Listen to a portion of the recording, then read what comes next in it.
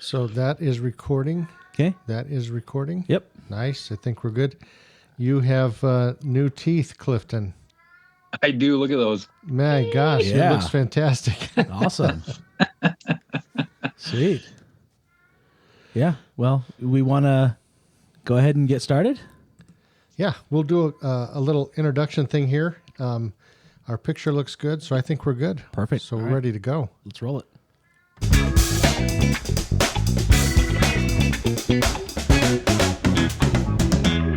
All right. Welcome to My Dad's Movie Podcast. I'm Mick Johnson. I'm the dad. And with me, as usual, my son, Tabor. Good to be here. I got nothing clever to say. That was good enough. I didn't That was- write any jokes for this one. I'm sorry. I like the simple ones. Well, That's nice. Yeah. I'm sorry. And along with us, we have a special guest, Clifton Taylor. Hey. Yes, sir. Thanks for having me, guys. Yes. Great to have you back. I know that you were just a supporting character the last time we were here, but now you got the leading role. So this is great. Yeah. Last time I think you were the chauffeur for Amber Hoffmeister. Yeah. That is correct. Yeah. Yeah. Yep. We were on our way back to her place from a shoot we had out in New Jersey. Yeah. What were you shooting out there? I was a short called Fragmented Mind. It's a part of an anthology that's being made by Black Ave Films currently. Okay. Cool. So we were in one of the segments of that anthology. Yeah. Oh, right on. That's cool.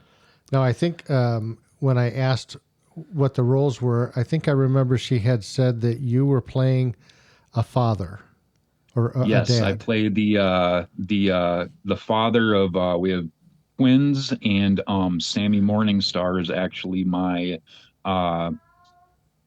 wife. We are split. We are separated at this point. She's a military vet going through some traumatic mental stuff, and it's drawn a wedge between our family. And then Amber played the kind of the harlot next door neighbor. Yeah, I remember that kind also. of went getting my attention in certain parts there, and Right yeah. on. All right. So You keep talking. as when we record these podcasts, I don't know if you probably remember, but our cat likes to peek in from time to time. So he just went off to go shoot him with the spray bottle.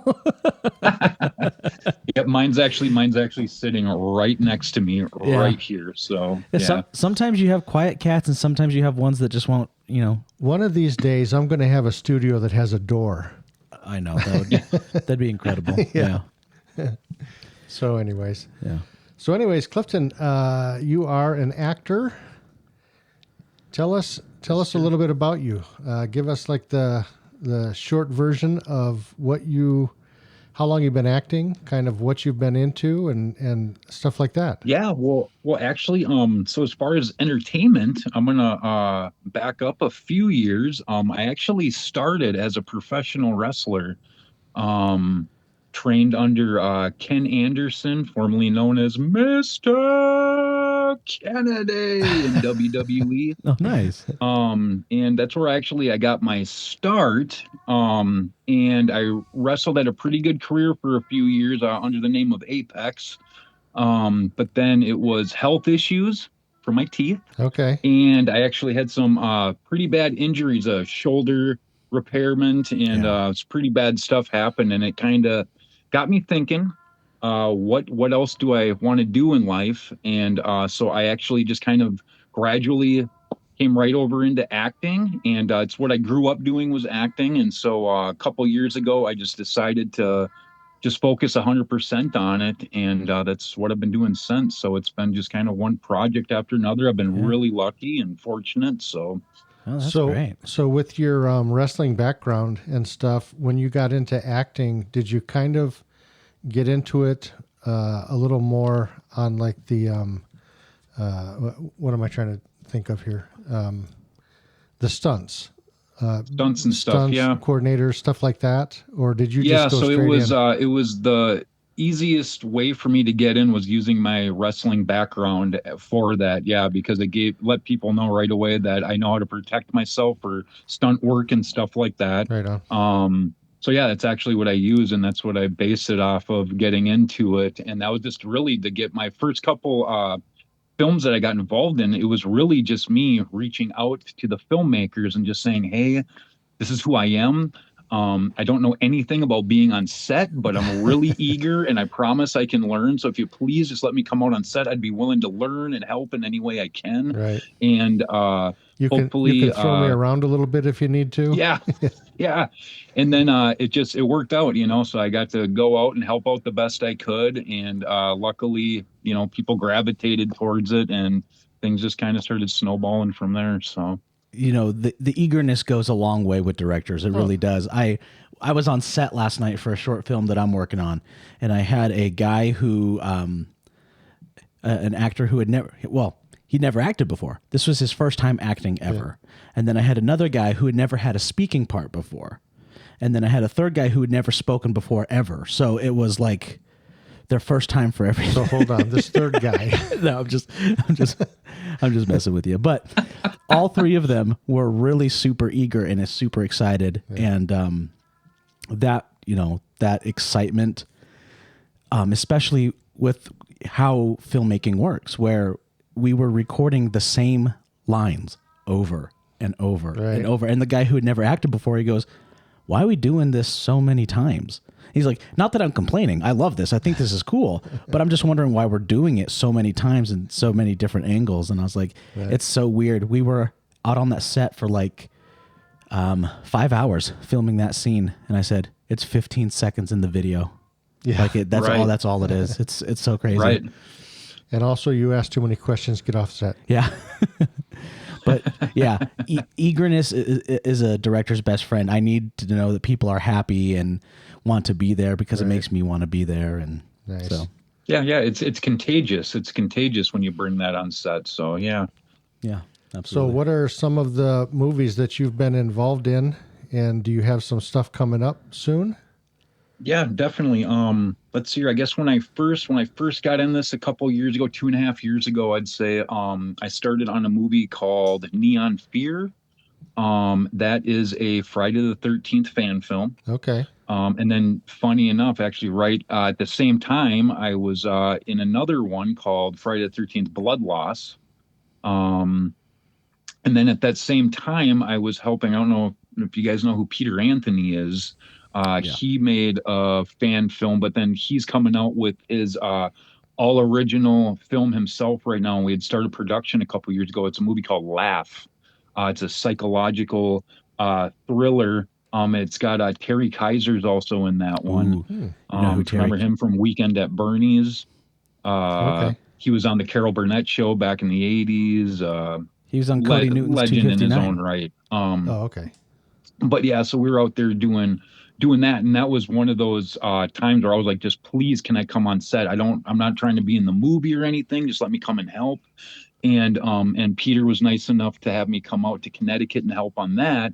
And then that was one time there where I think just my eagerness. He ended up saying, "Hey, do you have clothes like this with you?" And I said, "Well, yeah, I do." He said, "Here, throw them on. I'm going to have you be the security guard in the club right now," and put me in a scene and everything. Oh, right And then that from there actually turned into something that he's putting back into production in September of this year because he had to step away due to some health issues and he had to get a knee replacement and stuff. But we're going to be picking that back up in September. Um, but yeah, and then since then, I guess I've been involved in quite a few. There's Black Sheep is going to be coming out. That's from Patton Productions, starring Shonda Rawlings, Sandy Johnson, who's from like Gas Pump Girls, Playboy in the 70s, Michael Myers' sister Judith in Halloween 78. Okay. She's in it and plays her mom.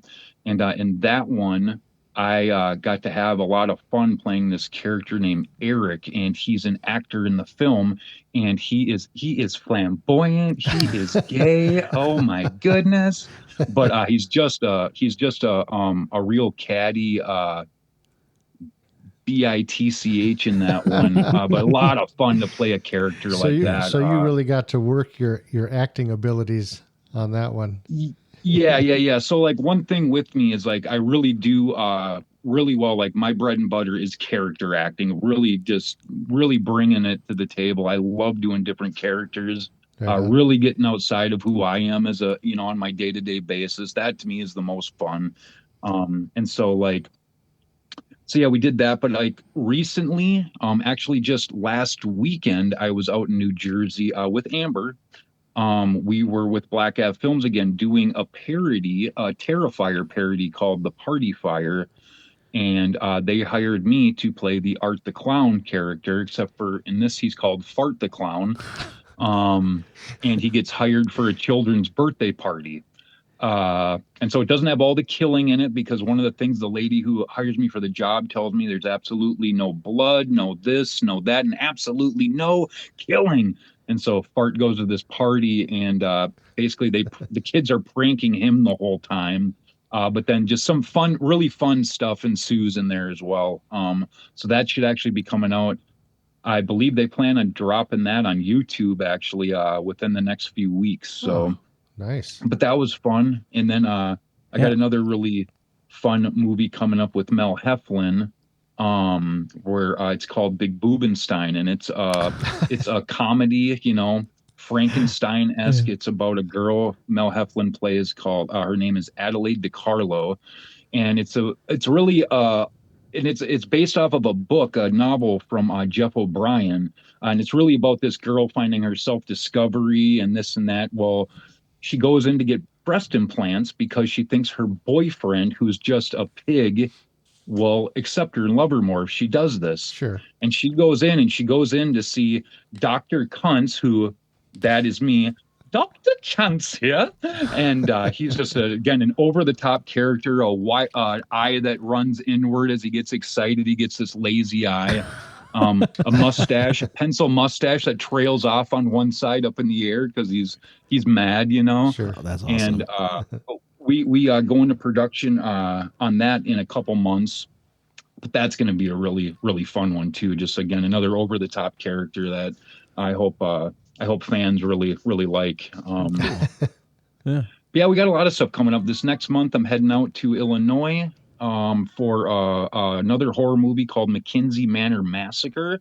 Okay. I saw that in This the one's IMDb. got Joe Bob Briggs is in this one. But this is one we're actually filming in the Roth House in Illinois, which is the house where the first documented possession in America was. And that's where we're filming this movie, is in this house. So that should be a lot of fun as well. Nice. Huh. Yeah. Well, that's cool.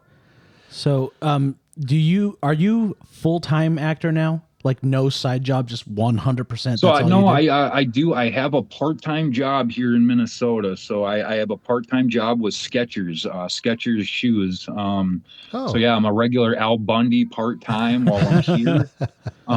But yeah, I mean, the whole goal is like, I've already said that this is my final job. I quit my well-paying full-time job to pursue acting. But then they came at me with a position. I told them exactly where I'm at in life, and they were willing to work with me.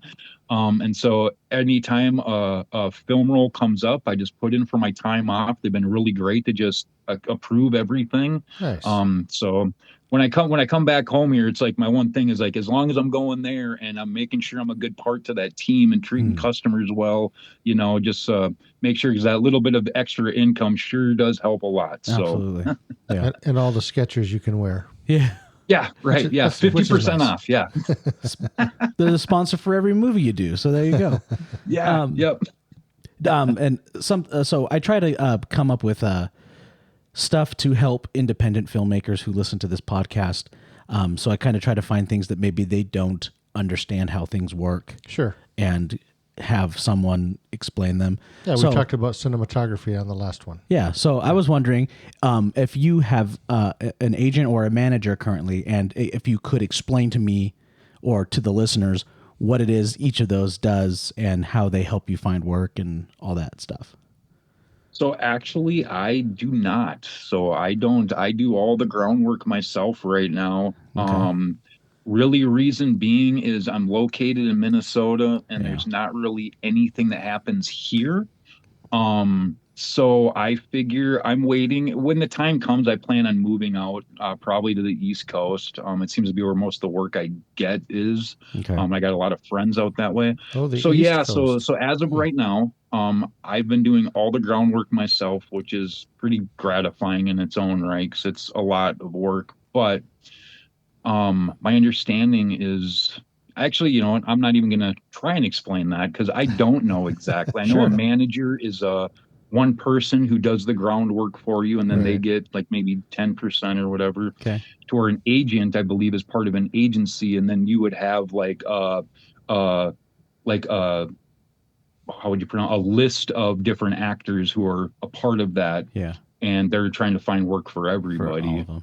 Okay. So Yeah. then let's take it from this angle. Someone is an actor, they do not have a job. You are currently not working on a film. What do you do? What does it look like going out and booking your next gig? So for me, yeah, I would look around. I did try like Actors Access online, Backstage. I've tried those, and actually, I don't even look at any of those anymore. A lot of that just seemed like a lot of dead ends, right? A lot of just meaningless auditions that never went anywhere. Okay. For me personally, Yeah. not to say that it doesn't work for other people, but for me personally, it just seemed like a lot of wasted time and a lot of wasted energy for me. Mm-hmm. So now I actually do most of my groundwork through social media. I pay attention to who's out there doing stuff. I try to pay attention and I try to watch filmmakers work to see like is it something that I would want to get into myself. And I just pay attention to projects that I see online, and if it's something I feel like I'd be a good fit for, um, I for myself really try to stay grounded and like, am I a good fit for this film, for this role? Because I don't feel like I should be in everything, right? Like, I want to make sure that if I'm joining something, I'm gonna actually provide something to that production and not just try to fill something for my own ego, Right. right? Yeah. Right. So that's really what I do. I pay attention more just on social media. And then you can get a good grasp on, are these good people? Are these people I really want to work with, or Right. are they a-holes, you know? Mhm. And I want to stay away from them. So, and then also on social media, you can reach out to people through Messenger and you can work out a relationship like that moving forward. So that's really what I do. And then through that as well, that also gives filmmakers a way to see who you are and how you present yourself on social media. And so having a good presentation on social media also can draw work into you Yeah. because people say, hey, you seem like a really good guy. I've reached out to other people you've worked with. They had nothing but good things to say about you. You seem very nice and positive online. Who are you? What are you about? Would you like to work together? Right. So Yeah. Yeah. It, I think it's a very similar process actually for our podcast. It is a lot of kind of branching out and talking to different people. So, you know, I talk to David Mitch Parks, that leads me to Amber Hoffmeister, that leads me to Clifton Taylor, yeah. right? yeah, yeah. And I worked with Mitch out in LA last year doing Trash's Revenge, Yeah. the Return of Okay. the Living Dead. Yeah. Nice. Speaking of which, that I'm assuming that's why you picked that movie for tonight. Return Yes. of the Yeah. Living Yeah. Dead. Yeah. Okay. Yeah. It So was my experience going out there and filming with filming with Miguel Nunez, and yeah. yeah, it was fun. It was fun. Yeah. John Philbin was out there who plays Chuck from Return of the Living Dead. They were all out there, but yeah, that was a great experience. Mitch was great too. He was a great director out there. It was a lot of fun. Nice. Yeah, we had him on a couple weeks ago. Yep. He was always a Yeah. good time to have on the show. I listened to his first episode. I got to talk to him on the second. I wasn't on the first episode with him because I think I was in the hospital, wasn't I? You might Yeah. have been, Yeah. or I just didn't want you on that show. That's I can't also remember what a it was. possibility. But let's get into these movies, shall we? Yeah. So you actually picked Lost Boys, and you picked Return of the Living Dead. So what kind of? I mean, now I understand Return of the Living Dead. How about Lost Boys? What do you? Well, the Lost Boys for me is one that It came at when I was a kid, about 7 years old. I mean, the movie I believe came out when I was about six, but when I was seven, um, it was really more of the time of where I was at in my life. But it was a movie that I had on VHS, and I watched it every single day after school. Um, and then as I grew up too, it's just one that I still gravitate to. It's one I watch with my kids. It's one of my kids' favorite movies. But for me, that movie had everything in it. From it made you feel every emotion. You'd laugh, you'd get scared. The characters in there were cool. When I was growing up, I always thought that like Corey Haim and Corey Feldman were just the coolest Oh kids, and I yeah. just felt like they were kids I'd hang out with. Yeah. Um, but yeah, so the whole movie to me is just to me it's just a complete film, like so many were back in the 80s. From the soundtrack, amazing soundtrack. Yeah. But Really yeah, good and just music. a great script that just brings you right through this whole story. Next thing you know, it's over and you're like, wow, that was a good time. That was a really good time. So I will admit that I did not watch the theatrical cut of Lost Boys. I accidentally watched the director's cut. So I didn't see a lot of the stuff that you guys did. Mine was just 90 minutes of the greased up saxophone guy just going, going. It was just on. Yeah. It was on a loop. Exactly. No, I'm just kidding. I watched it, and it's really funny is that Lost Boys is not one of those movies that I saw as a child. There's a huge list of 80s movies that I saw growing up because they showed them to me. But Lost Boys was not one of those that I saw growing up. It was one that I have seen later in life. And so I enjoy the movie, but it's not one of those deep nostalgia movies for me like The Goonies would be. Right. You know, The Goonies is tied to my childhood, and unfortunately, Mm-hmm. Lost Boys is not. So, Right. but from my understanding, Lost Boys was started as kind of like a Goonies movie with vampires. But then when I think I may have read that. yeah, but when Joel Schumacher picked it up, he's like, no, let's move it more towards younger adults, and let's not make it so much kids and stuff like that. And so Right. yeah, so In fact, one of the other things I had read about that movie, if I can find it, well, I can't find it. okay. Well, one of the things I noticed was this was shot on an anamorphic lens. They were using anamorphic lenses for this movie, so it was shot in widescreen, and it has beautiful lens flares. Sometimes I'm not a big fan of it, but it had these beautiful blue lens flares anytime a light would like leak in, and it looked really nice, and I thought it was really pretty, and it had there was lots of like street lights and Christmas tree lights that were like in the background, and you Right. could see them like kind of sparkling in the background, and so that kind of painted like this colorful picture Right. in the background, and it was a very pretty movie to look at. Well, even in the dark scenes at night and stuff, there was a lot of stuff even going on light wise Yeah. in the background, so that it wasn't just a dark scene. You Yeah. know, there was still a lot of visual stuff happening. Yeah, it was still very pretty. So,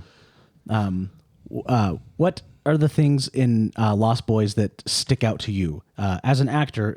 Is it the acting that you like? That's your main sticking point with that movie, or I mean, can you go on and on about Lost Boys? For me, honestly, it is the sets that they had for that. It was their filming locations, their sets that just that was something for me that just really drew me in. Everything from the opening sequence when they're driving into Santa Carla, which is Santa Cruz actually. Right. When they're driving in there, and then it goes into that version of People Are Strange, and it's showing just kind of what the 80s looked like out there at that Yeah. time.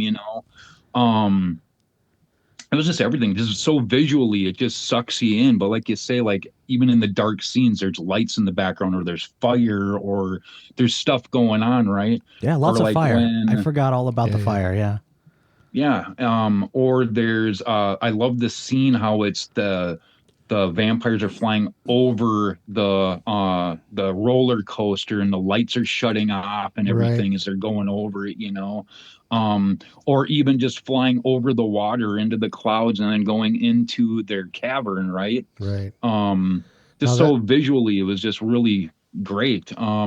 That actually was an interesting way I thought of showing that, because I don't think you see the vampires flying through the air.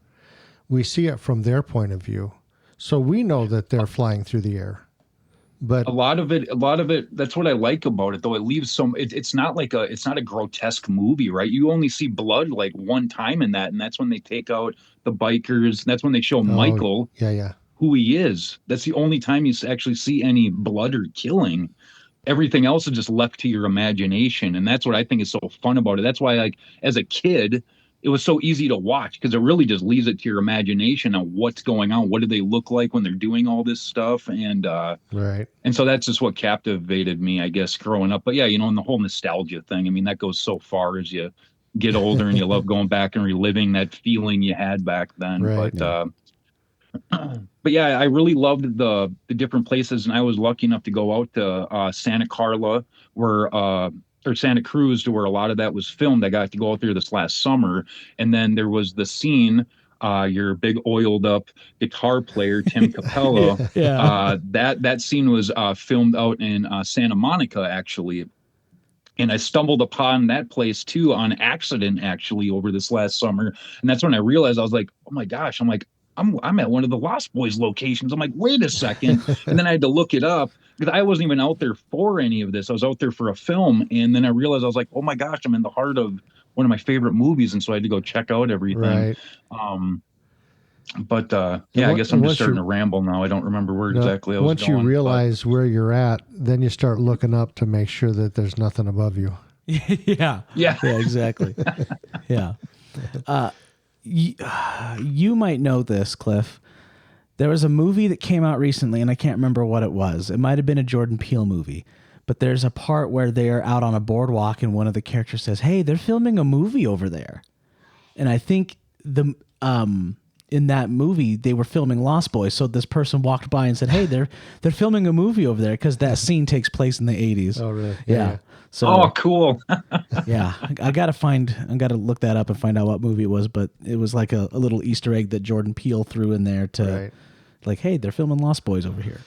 So yeah, fun. I liked the movie a lot. I think I might have been 20, 21 when it came out. So it's not like it was from my childhood, but still, I watched it several times and stuff, and I thought it was a great movie. The cinematography was really good. I thought the music was phenomenal. Yeah, Yeah, lots the of soundtrack's music. All great, through yeah. the whole thing. Yeah. The only thing I don't like about the soundtrack, and this is just me being nitpicky, Sure. I don't like the cover of "People Are Strange."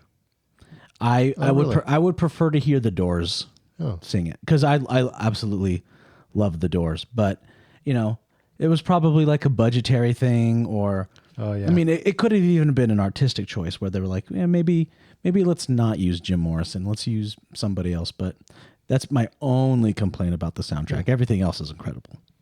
I was kind of curious, the oily guy that played the sax. Why would they go with him? Why did they use? Who was he? I want to know the story behind that, because that could easily. I'm not saying that listeners. I'm not saying that this is what happened. I'm saying that this could have possibly happened, where he was just on set doing that, and the director was like, I like that. Get footage of that. We need that, because that sort of stuff happens all the time, where you get these happy accidents and you're just like, oh, I'm going to take advantage of that. So maybe he was just greased up and just playing the sax, and the director, Joel Schumacher, all right, get cameras on him. Let's light him up. I doubt that's what happened, but I mean, I still believe, but hey, it worked, right? Yeah. People talk about it. He does conventions to this day Yes. doing that still. Yeah. So. Really? His entire Yeah. career has just been coasting off of this one moment in film history. Holy and mackerel. it's so incredible. Maybe we got to get him on the podcast. I bet we Yeah. could. I bet you could. Yeah, we'll just reach out to him and be like, hey, let's talk about, Play your saxophone, bud. Exactly. Put your shirt back on. Yeah. But yeah, the music is awesome. I think my favorite part, I don't know why. Kiefer Sutherland is incredible. Favorite Yes. character in the entire movie. But then my second favorite character is the guy who plays Max. I can't remember the actor's name, but he's just, I don't know. He's just such a calming, peaceful presence until you find out what he actually is. So, that was the point. He was cast perfectly in that. You want to be able to kind of trust this guy. Plays Max. Huh. I don't have him on my thing. Okay. I don't know. I will pull up my phone. But you're right. The actors, not only was the cinematography and the music really good, but who was it? Corey Haim played Sam. And I thought Corey Haim was absolutely phenomenal. Yeah. Yeah, he was perfect for that role. Yeah. He did a good job. And like that, so this was like the first convergence of the Coreys, wasn't it? This is what led to... This was the first big thing I think they were on together. And then they kind of had a career of doing a lot of stuff together afterwards because of this. That actor's name is Edward Herrmann. Yes. And I believe he passed away. No. Yes, he did. Yeah, Edward Herrmann passed away. Yeah. Yep. Unfortunately, passed from brain cancer. That's too bad. I think I remember him from Richie Rich, though. Remember that movie? Yeah. He was the dad in Richie Rich. So, yeah, but I really like The Lost him. Boys, and The Lost Boys is ultimately a story about family. Yeah. The whole thing is just a story about family. That's Mom Max's was whole willing to motivation. go to any lengths to, save her kids and to be a good mom, and from a failed marriage, right, from their dad and leaving them, and ultimately she was willing to sacrifice herself for her kids at the end, like without any hesitation. And then ultimately, and the brothers, the love of two brothers, siblings, and through thick and thin, stick together. And it's a the good brother, story. the brother that was a vampire didn't eat his younger brother. So I mean, there's easily something done it. there. Yeah. I mean, family is Max's motivation. Like exactly, he's the villain of the story, and his motivation is he wants a mother for his boys. And so, no matter which character you're looking from, I mean, it kind of family is the motivation for. Well, maybe the grandpa. He kind of seems like a loose cannon. He's kind of doing his own thing. He uses a Windex as aftershave. Yeah, right.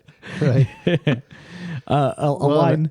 Go ahead. It was funny because the grandpa, he's kind of he's a little bit odd, but in the end, you kind of find out, man, he seems to know more about what's going on than we think he does. He was onto it the whole entire time. He knew exactly what was going on. Yeah. It's one thing I don't like about Santa Clara is just too many dang vampires. Yeah. First time I saw that movie, I was just like, oh, that's good. I knew it was coming this time around, but first time I saw it, I thought it was pretty fun. Nice. Yeah. Robert Patrick, right, is the name of the older brother? Michael? Michael is Jason Patrick. Jason Patrick. Robert Patrick is the T-1000. Sorry. Yeah. I get them. Different movie. Yep. He is in Terrifier 3. So, correct. So we're starting to, see him. Like I haven't seen anything of him in a long time. When I found out he was in Terrifier 3, I was like, oh, that's pretty cool. He's, still out there working. Yeah. Looks completely different now. Looks like a dad. He plays a dad. But I mean, it's you look at him and you're like, there's no way that's the same kid. Yeah, there kind of has to be an evolution when you're an actor and you stay in acting for a long time. You can't be the heartthrob kid for the rest of your life. You got to transition into other things. So I cast an actor for this short I'm working on, and he's playing the 20-year-old version of a character. And I was like, I don't have the 17-year-old version of this character. He goes, I could play the 17. And I was like, you sure, man? You sure? And I was like, I don't know. He's like, dude, just got to shave the beard and it'll work. Just like, give it a shot. Okay. So he showed up to set the next day, beard, clean shaven. I was like, oh, okay. Yeah. You pulled it off. You weren't lying to me. Congratulations. But that's not going to work forever. There's going to be a time where you have to, graduate and you have to move on to playing different. I can't play a 17-year-old. It's like that, what is it? Brooklyn Nine-Nine or 30 Rock. I can't remember what it is, but Steve Buscemi is going undercover as a police officer, and he's going to investigate these high school kids.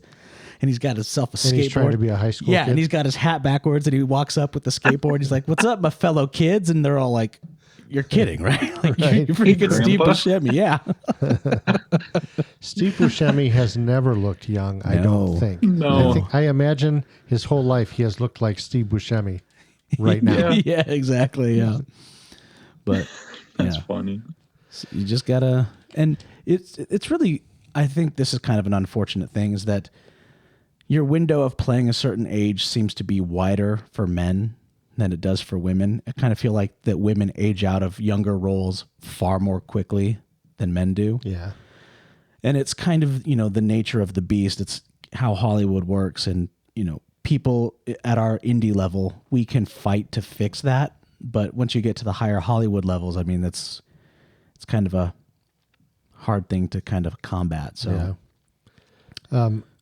A couple of things. I always like to find out who else was they were thinking about for movies. And while I was reading through maybe some different options that they were looking at, it almost seemed like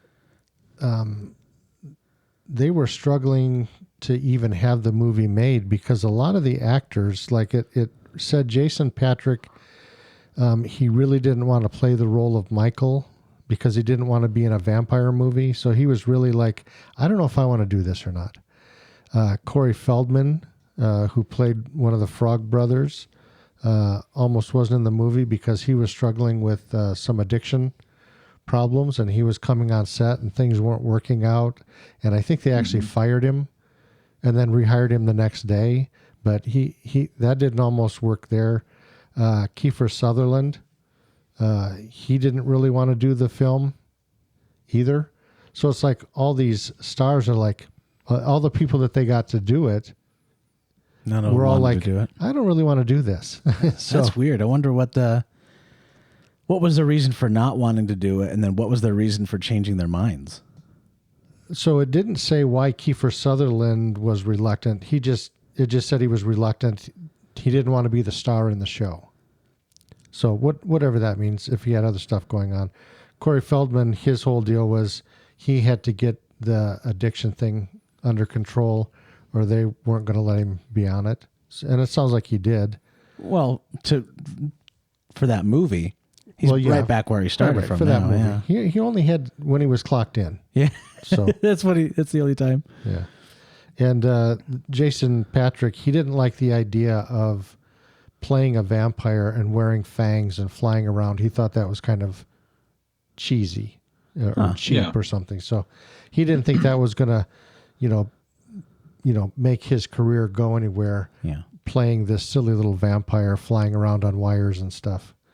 But Yeah, it's in the not end, serious acting. Yeah. In the end, it did. And to be fair, there is a little bit of cheese on this movie. However, that's what the 80s was all about, and this is a beloved thing.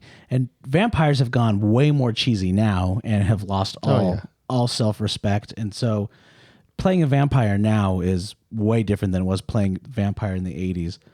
But there's nothing wrong with this movie. This is, he picked a good one, and that's beloved by millions of people still to this day. Oh, yeah. And Yeah. the fact that, if you have just one movie that lasts forever, that's incredible. There's millions to billions of people that will never have that experience. So that's freaking awesome. So one of the actors that they looked at originally, besides Kiefer Sutherland as David, they were talking to Jim Carrey to play it. Oh, Really? my goodness. Yeah. That would have been a I don't know. completely different movie. Yeah. That would have been insane. And I think it was right after Jim Carrey. I think he played a vampire.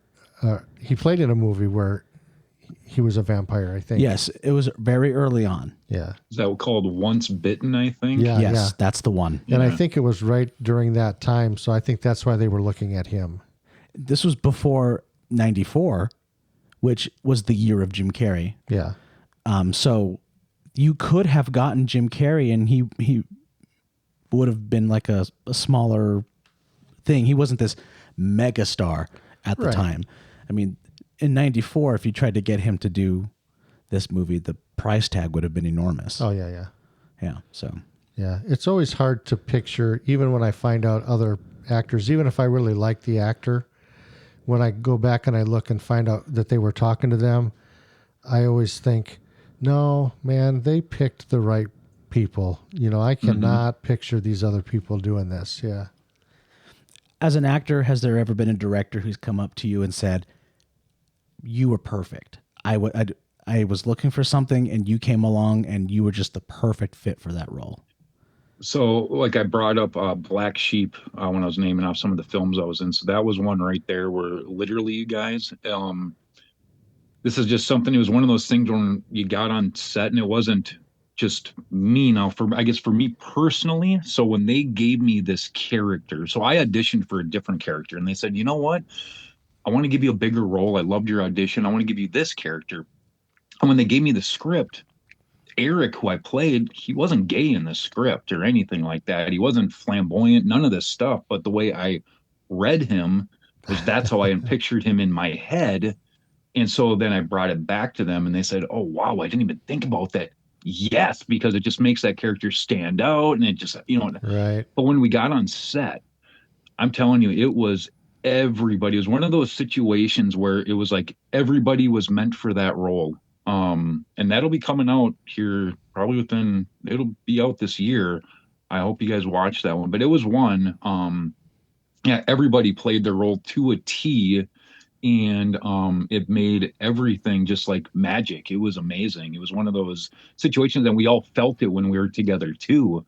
Like we would get done shooting a 12-hour day, and we'd get back to our Airbnb, and nobody would want to go to sleep. Everyone wanted to hang out and tell life stories, and we'd be up till the sun would be coming up, and also we'd go, oh gosh, we got to get going again here in like 2 hours. We better Right. go lay down for an hour and try and catch some sleep, But it was the magic from top to bottom. And yeah, and our directors were like literally pretty much in tears by the time we were done with that shoot, because it was just something that you don't get from every production or from every set, is to feel that from top to bottom. So that's one that, yeah, it was just absolutely amazing. Yeah. See, I think that's really cool. I think when as an actor, you get given a role, or you have to read for a role or something, and on the paper, here's the character, and this is kind of what they're about, and you develop the character and go in and show them what that character is, and so you basically created that character for them. Yeah. Correct. Yeah. I created it top to bottom. I came up with the wardrobe for him. So like after they okayed everything they said, yeah, roll with it. I said, okay. I said, so I pictured this dude with this big goopy Tom Selleck style mustache. I love the Tom I Selleck started mustache. picking out his wardrobe and everything. And I started putting this together. And so then I'd send them pictures, and they were just like, wow, yes, that's perfect. And so then once we got to filming, we had this meeting with everybody, and they said, okay, you guys, we gave you this script. We gave you guys these characters. These are your characters. You have the lines on the paper. Right. As long as we are putting together the scene that we have here, make your character run the scenes. And so we had a whole bunch of, we ad-libbed a bunch of stuff. We came up with stuff right on the fly that ended up in the film, and just made the whole thing just that much better, because that's the freedom they gave us, was just, yeah, you made these characters, let them run, and yeah, it was beautiful. Right. And something you mentioned that I really enjoy, you were talking about sitting around and talking to all the other actors and the camaraderie and stuff like that. And so I don't know if you've ever watched The Office, but there's this scene with Creed where he talks about how he's been in a lot of cults, some as a follower and some as a leader. And he says, you make more money as a leader, but you have more fun as a follower. Right. So when I'm directing a movie, it is nonstop for me. I am moving lights around. I am writing scripts. I'm changing stuff. But I am, let's say like an AC or something on the lower chain. When I'm not needed, I'm with the actors and the other people, and we're chatting and having a good time. And there's just so much less stress on my shoulders. And it's kind of fun to get to sit around and talk. And we did something like that. I shot I worked on a movie called a short film called Straw Girl. It was a proof of concept. Oh yeah. Yep. I've heard all about this. Yep. Yeah. And so I was just the AC, and we got back from shooting that night, and we had like this giant Airbnb that everyone was staying in. And so we were all just swapping war stories and talking about the script and just all sorts of stuff. And it was fun getting to know everybody. And I think that's kind of a cool part of filmmaking, besides being on set, is all the stuff that happens off of set. So Yeah. Yeah, no, it's neat when you get people from all different backgrounds, from all different parts of not just the country, but maybe different parts of the world, and you're all together for this one project, right? But yeah, and then just to have those moments together where, yeah, just the love and camaraderie between everybody, even though and everyone has a different accent from one another, right? I got the Minnesotan accent, then you got the Jersey accent, we had somebody from the UK, and just yeah, from all over the place, Southern, and yeah, it's really neat. yeah. So does anyone else have anything else they want to say about Lost Boys before we move on to the next movie? No, I think I'm good with Lost Boys. Okay. Fantastic I still believe. movie. Yeah. I still believe. Yeah. we got to have saxophones for this one. We really do. All right. So, Return of the Living Dead. Yeah. So, I watched it today. First time ever. yeah. So, Yeah. so for me, so this sort of stuff is Tabor's. That's his genre. He likes horror comedy, those types of things. That's what he's kind of all about. And I've said many times on this podcast, you know what? I'm a dad, and I've never really been into horror comedy, those types of things. It's just not my type of thing. But since starting the podcast, I still try and watch a lot of the stuff that we talk about, because even if I don't agree with everything or like everything that happened, I can usually end up finding something about the show that I thought, oh yeah, well I kind of like that. I kind of like that cinematography. I like the direction that they went, or I like this character, So even though I'm not really into the blood and nudity and all that stuff that kind of goes along with that genre. Yeah. But so that said, I did kind of like the show, even though I didn't really like the show that much. Yeah. But I liked the show. So a little background for you. You're aware of Night of the Living Dead, correct? Yeah. So I don't know how much research you did, but this Night of the Living Dead was written by two people. And at the end of that project, they both split and went their separate ways. Okay. So John Romero was the one who directed Night of the Living Dead, and then he goes on to direct Dawn of the Dead, Day of the Dead. And so he is the Of the Dead series. So after Night of the Living Dead, he no longer has living in the title anymore. It's just Of the Dead. Okay. And he took it one direction. And a lot of his stuff is kind of, there's a little bit of humor, but it's more like black humor, and it's very sparse. But it's very serious, very political, and that's where he went. And then the other guy went the other way and did Return of the Living Dead. Dan O'Bannon. No, Dan O'Bannon is the director, but the guy who wrote it. Oh yes, the guy who wrote it went his separate way. And I gotcha. And he was going to direct it originally, but then they didn't think he had the chops to direct a full feature-length movie, so they brought Dan O'Bannon on. Sure. And he was the one who directed that. He was one of the co-writers for Alien. Oh. Yeah. So he'd already kind of had I like Alien. Yeah, Alien's great. Yeah. We'll be talking about that, I think, next month, won't we? Are we? I can't remember. I think so. Yeah.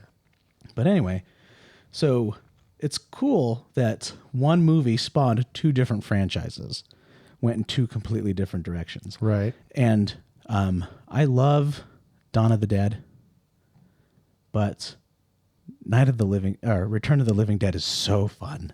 It is so cool. And I think it's like a kind of like it kind of stands as a lesson to independent filmmakers. They're just like, look, this is all you have to do. It doesn't have to be Spider-Man and Iron Man. It doesn't have to be this big multi-million-dollar thing. You can get just a little bit of money, and with a really good story, you can make a movie that lasts forever. Right. And this thing is fun. It's got scary parts. It's got silly parts.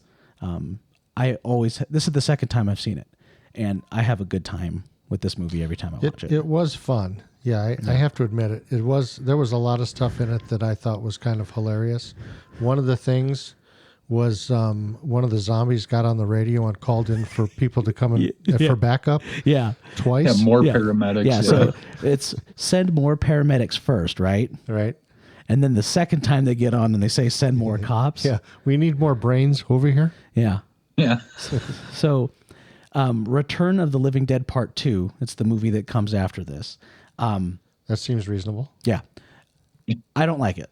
I don't think it's a good movie.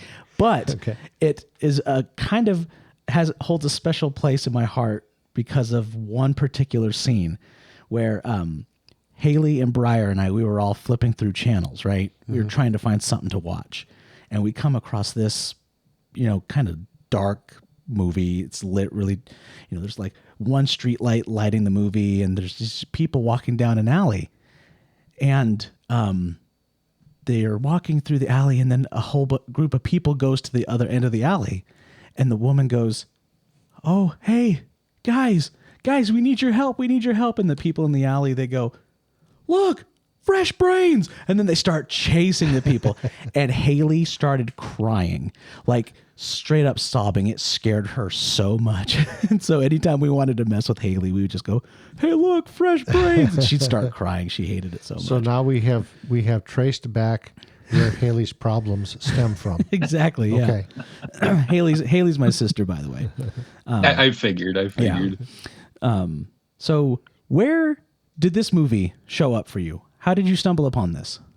So this was one, again, this was just as a child. And I think, so this movie, if I remember right, I'm thinking I'm thinking of Night of the Creeps. But this is one that it was just a late at night thing when I was a kid. Yes, yet again, very young. And I remember watching this, and it just, for some reason, captivated me as a young kid. I always remembered the skeleton that comes out of the ground and it looks up and its mouth opens and, "Do you want a party?" That's the coolest and that part was of the just movie. And boom, and everything hits, right? And so that's where it was. But then again, it was one of my go-to films. And it was one of those films, like as I was getting older and going into my teenage years, when I'd make new friends and they'd want to hang out and we'd have movie night, we'd have sleepovers and let's watch movies. This was one movie I always went back to and showed it to people, because to me it was just one of those, it was a fun movie, right? Wasn't too scary, and being a young boy, right, it had Linnea Quigley showing everything in that. I was a little surprised how much of that we got. Yeah. And but yeah, through it, then it was just fun with the soundtrack, right? That, again, it was another great soundtrack that just went with the different scenes in there. And there was humor to it. Like these zombies this was funny. Like there's the one scene out by the paramedics van where Ernie the mortician, the Nazi, goes out there with his gun, right?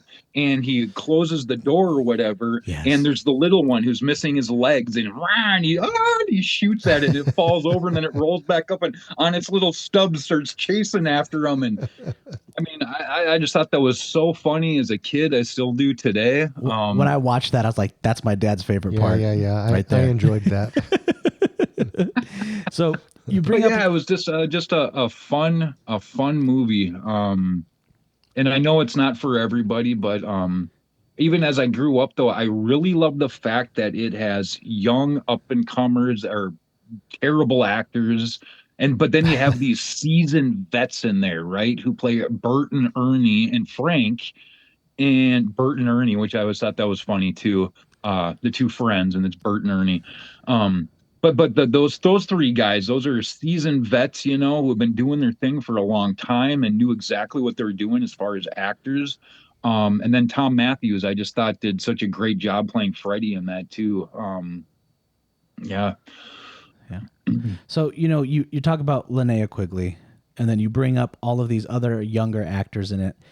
And when I was thinking of this movie and thinking of our interview that was coming up, it got me thinking of you.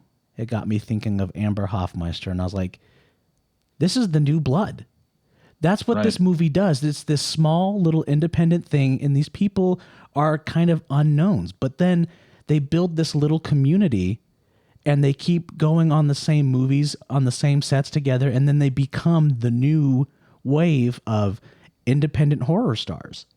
And I think that that's the coolest thing. And I did not know that I was involved in this until I was thinking about it last night. I was like, oh, I'm kind of on the ground level with these guys. I'm getting to know these actors and getting to know these producers, and they're making these independent horror films.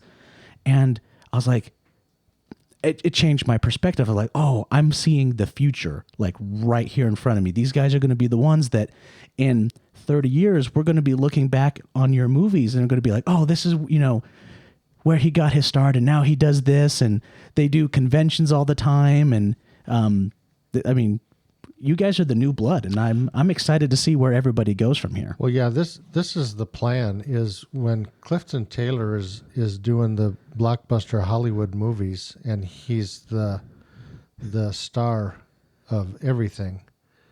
Maybe the Brad Pitt. I don't know, but you could be the Brad Pitt. Yeah, the bald Brad Pitt. yeah, that's right. You'll be back on the podcast. yeah. Oh, of course. Yeah, we've got a connection with absolutely. with future. And I bring up Amber Hoffmeister. It sounds like you've done tons of projects with her already. It's amazing. It really is amazing. You build a network. It seems like it wasn't even that long ago that we just kind of connected on social media because we're into the same stuff, right?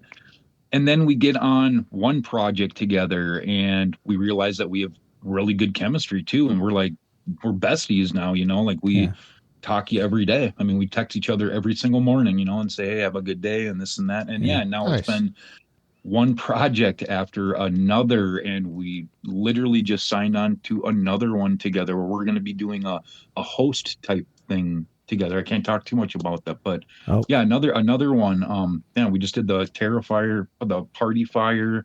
We just did Fragmented Mind.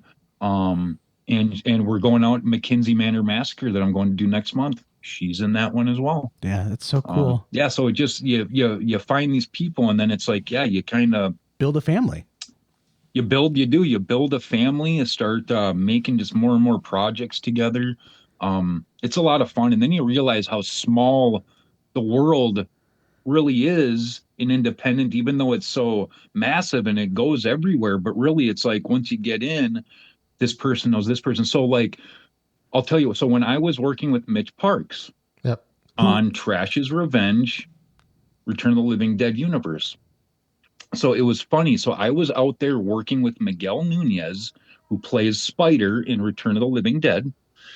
And I went from that set. I had to leave exactly right when we got done filming, and I had to head straight out to Dallas to do another film, which was called Birthday Bash, which has Brink Stevens in it, and Eric Roberts. And I get out there to do that, and I had to go overnight, get there, because we had filming the next morning, so I didn't get to sleep or anything. I just had to go straight there. I get out there, and they're asking me how things are, and I'm telling them what I was just doing out in LA. And one of the guy goes, "Oh wait, you were with Miguel out there?" I said, "Yeah, man. We were doing these scenes and this." And he goes, "Huh." He's like, "Miguel is my next door neighbor, and he was just helping me with my lines for this movie." I said, "Get out of here!" And he's like, "No." And he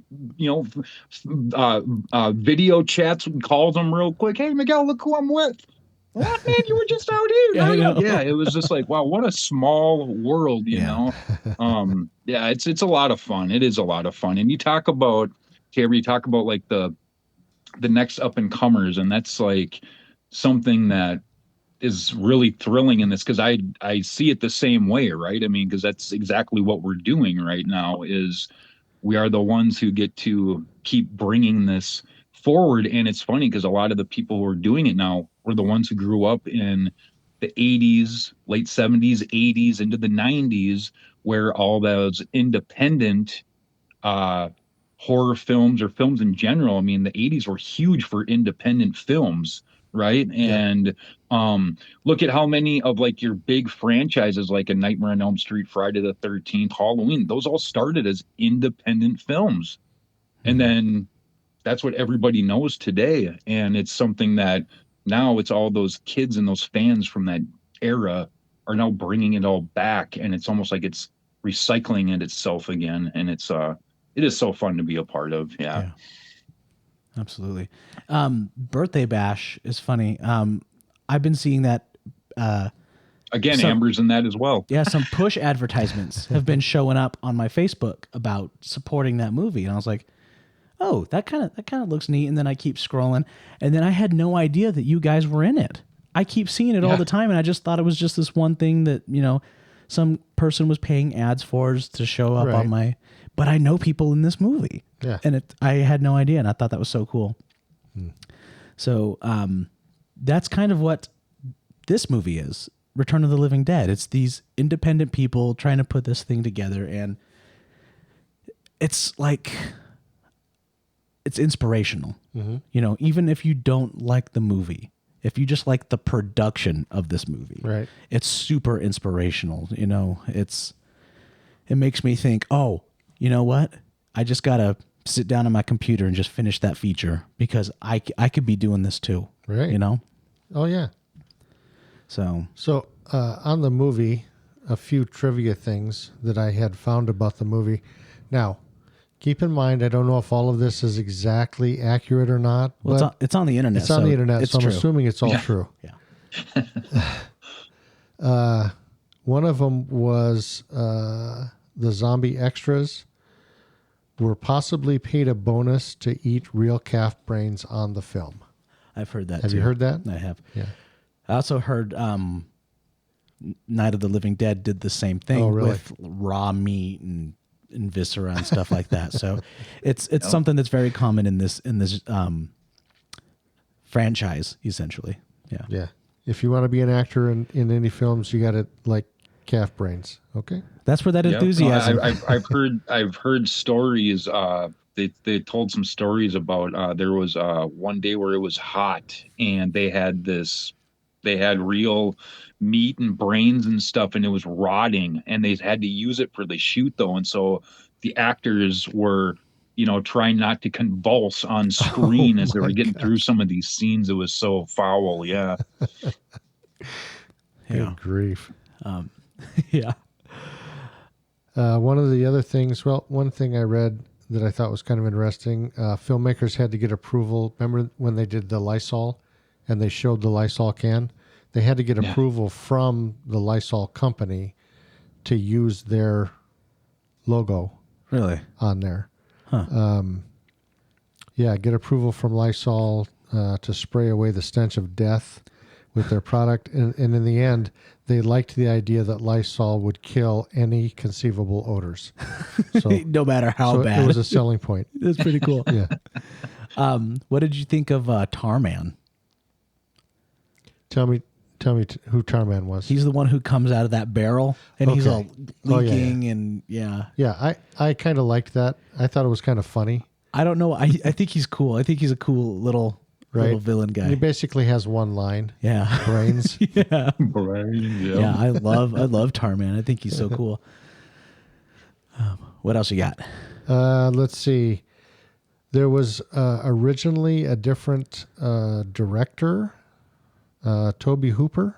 Yes. And the film was supposed to be in 3D. Okay. So that sounds about right. 3D was starting to be big back then. Yeah. They had a big. I hate 3D, so I'm glad it didn't go that direction. Yeah, they had a big 3D wave in the 50s, once in the 80s, and then once in the 2010s. Right. So you don't like 3D because you're blind in one eye. So it doesn't do anything for you. We've been through this. That's a spoiler alert. That's for Patreon paying customers. That's Patreon You keep information. bringing it up.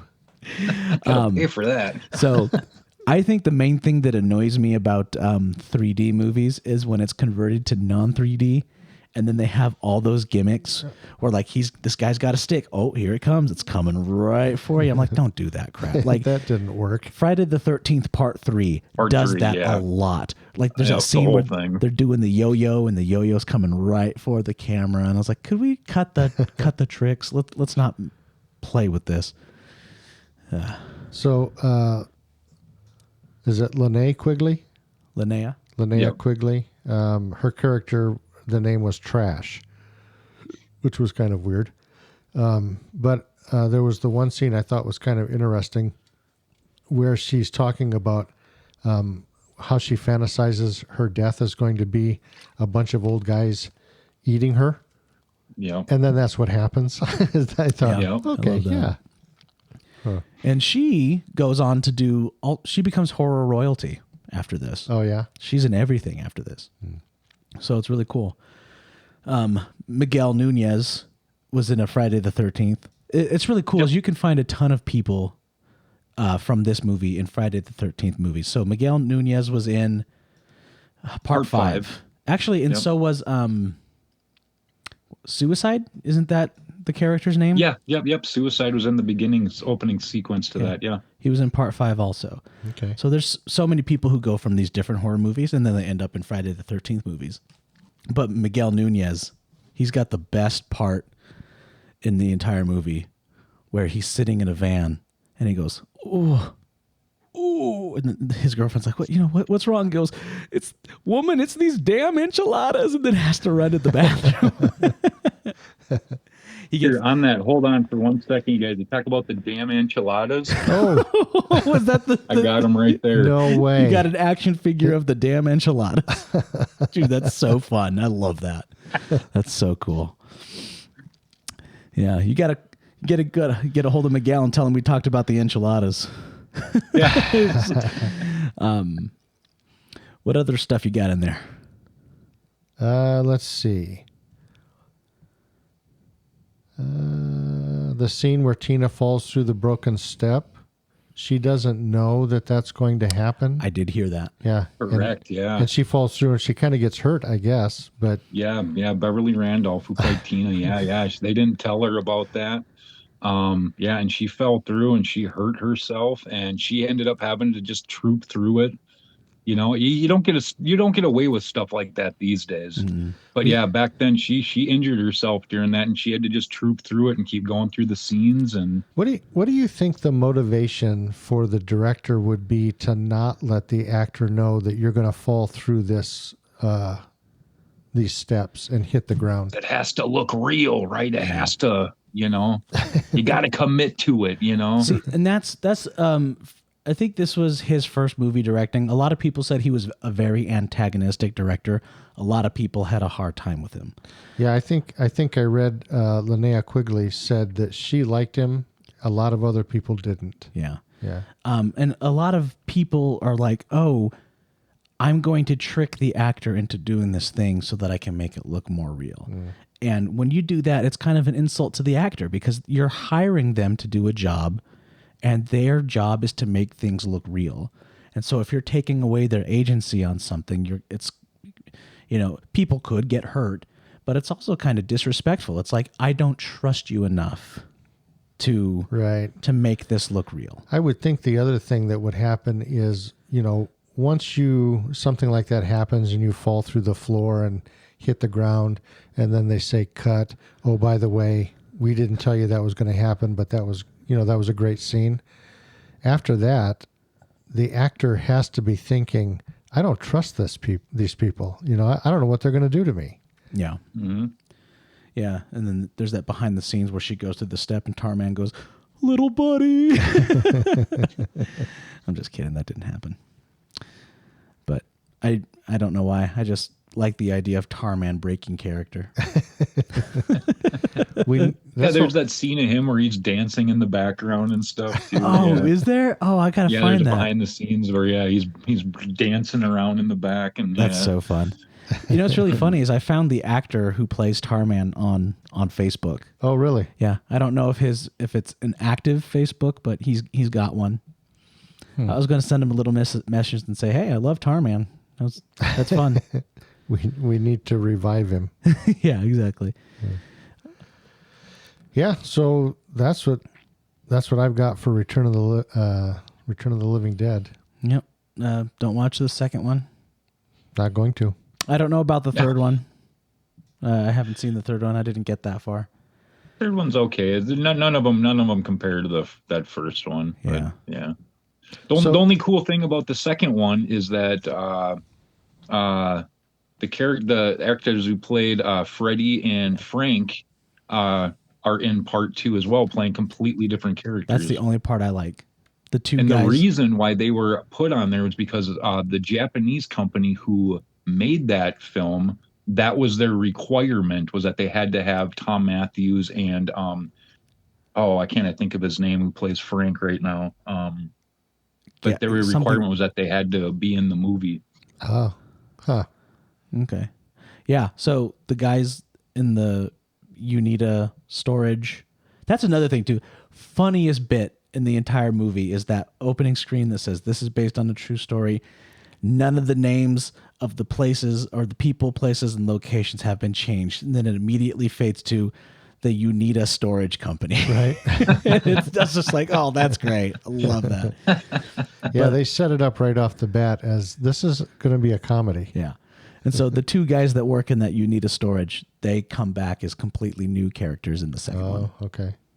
Yeah. Because obviously they die in the first one. Obviously. Yeah. Awesome. So you got anything else you want to add for that show? No, I'm good, you guys. Good deal. Yeah. So we should grade these. Yeah. I know that we've figured out a good grading system. So what are we going to do? What are we going to do for the Lost Boys? So Lost Boys is going to be 1 out of 10 Kiefer mullets. Kiefer mullets? Yeah. Okay. that bleach blonde Kiefer mullet. I had one of those when I was growing up. I don't believe that at all. You're right. I don't believe that at all. You got that long earring that like has the chain dangling down. Right. Yeah. I would give Lost Boys 7.5 blonde Kiefer mullets. Nice. Okay. That's pretty good for not seeing it till you were older. Yeah, no, I still think it's a great movie, even though I don't have that nostalgia behind it. I still like it. Yeah. Yeah. Maybe a 7 after I've let it sit for a bit, but tonight, 7.5. Yeah. Yeah. Clifton, how about you? For me, I just have to give it a 10 out of 10 because for me, it is one of my all-time favorite movies. You know, it goes right there with like the Goonies and like Back to the Future, where I just think it's just a perfectly made film that has everything in it, you know? Right on. Yeah. I would agree with you. I'm not going to give it a 10. I would probably go with an 8 for me. But mostly because, like I had said, I really liked the cinematography and how they did a lot of the shots. And I really enjoyed the fact that they didn't have to show me like the vampires flying and everything, that they left a lot of it up to us to figure out and fill in the blanks and stuff, which I thought was kind of a cool way to do it than just show me everything, you know? So yeah, I'd give it an 8. Yeah. 8. Kiefer mullets. Kiefer mullets. Sorry. Kiefer mullets. Yeah. All right. How about Return of the Living Dead? So I'll start on this one. I'm going to give Return of the Living Dead. What do we want to? 1 out of 10 Tarman brains. Tarman brains. Okay. Yeah. 1 out of 10 Tarman dances. So I would give it realistically probably 4 Okay. out of 10 Tarman dances. There was a lot of stuff that I thought was funny and that I really appreciated about it. But, that's where I would be at. Okay. Yeah. That's fair. I'm giving this one 7.5 Tarman brains So same. out of 10. But this is the opposite for me. This one can roll up to 8 on a good day. Okay. Yeah. If you get some more brains in you. Yeah, exactly. Okay. Yeah. For me, I'm going to go with the solid 8 out of 10 Tarman brains. Yeah. Nice. Again, for me, though, like with both of these movies, though, it's the nostalgia part that really brings it over the top for me. I think for Return of the Living Dead, if I were to experience it today, I'd probably be more at like a 4.5 to 5. Okay. Since I grew up with it, and I've seen it a million times. I see all the Easter eggs in the background, right? There's a lot in there. I have a much even deeper appreciation for it today. Yeah. And I suppose I'm being in an upcoming Return of the Living Dead, I guess that kind of makes it kind of cool too. So Yeah. Oh, exactly. Yeah.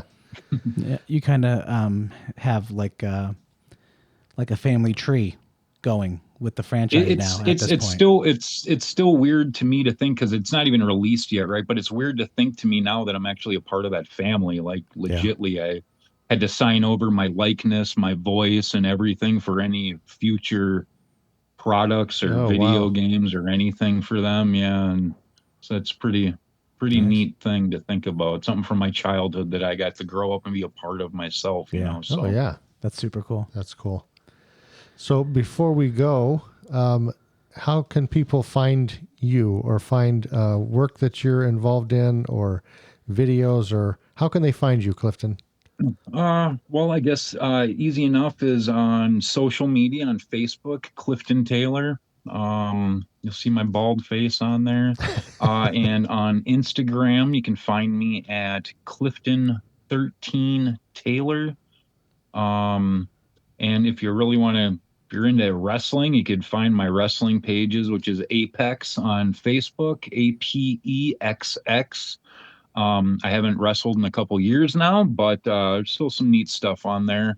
And then on Instagram, it would be the letter I dot am dot apex. That would be on there. Otherwise, if you want to check out just what kind of films I've been in or are coming up, you can check me out on IMDb under Clifton Taylor. Oh, yeah, there we go. IMDb.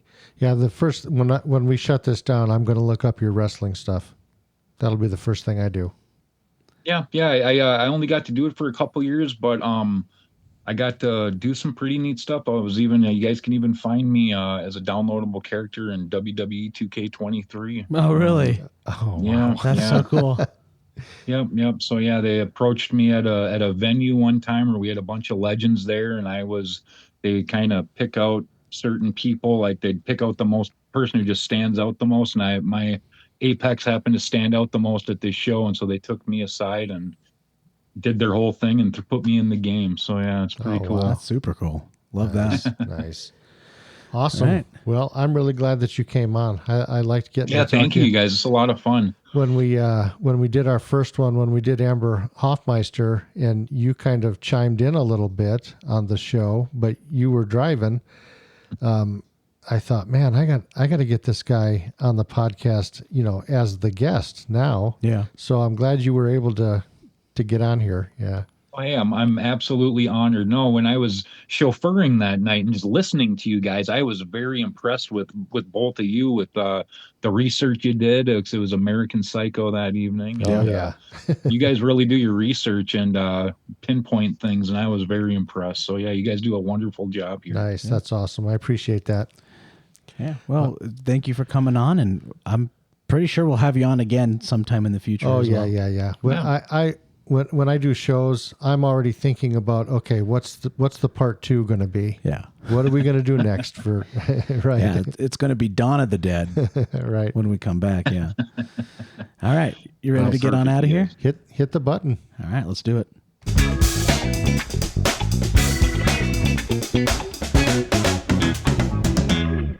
And we're gone. Hey, look, fresh brains. Haley crying in the background. All right, let's get out of here. Awesome. Thanks, brother. Yeah, thank you guys. Have a great night. You too. Thanks for listening to My Dad's Movie Podcast. We had a lot of fun creating it, and we hope you enjoyed it. For more content, please check us out at Facebook and YouTube at My Dad's Movie Podcast, or visit our website, mydadsmoviepodcast.com. And always, if you'd like to help support us, please check out our Patreon at My Dad's Movie Podcast. Thanks for listening, everybody.